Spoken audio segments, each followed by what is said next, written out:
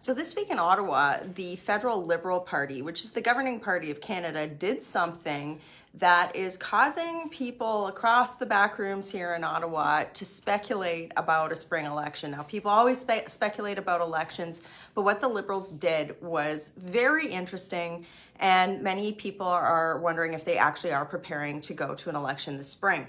So what the Liberals did was they released something called their nomination rules for incumbent MPs.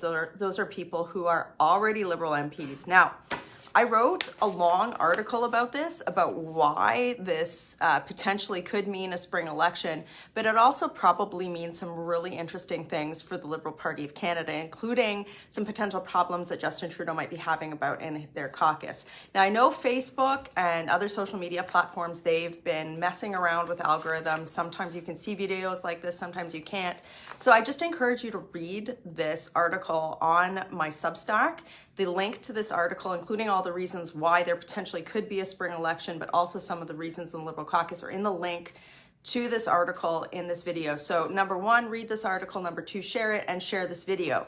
The interesting thing that backs up this whole thing and this whole conversation about censorship is at a parliamentary committee today, and I'm just reading it here. The Minister of Heritage, this is the guy who's responsible, many of you have been watching and reading about these censorship bills that the Liberals have put through Parliament. So this is Bill C-11. In a Senate committee today, this Minister of Heritage acknowledged that Bill C-11 would provide the government with the ability to press social media companies to tweak their algorithms. And I'm reading a tweet off the True North Center site today, but I also did watch this committee hearing as it was taking place. So for those of you who haven't followed this, this bill essentially would give the government power, and it was admitted today in committee, to force companies, or actually just to meddle in what you see on social media. And the government has been refusing, the Liberals have been refusing to amend the bill to make it clear that the government couldn't interfere in what you see. They refused to do that today, and this admission that I'm talking about actually happened as a result of that question.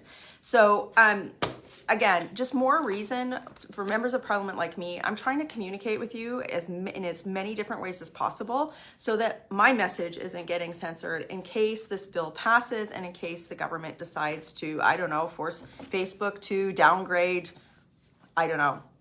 These powers are crazy. So again, just click to the link on the top of this video feed. You can click subscribe to this, and I'm trying to write as many pieces as I can during a week in between all of my legislative duties to keep you updated on what's going behind the scenes here in Ottawa. But certainly, yeah, an interesting week in Ottawa, lots of news. But two things that you shouldn't you should be aware of that might not get the coverage that they need. Number one, this admission at the parliamentary committee today.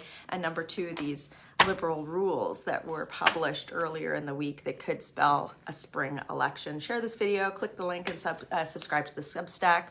Working hard for you in Ottawa. Have a great day.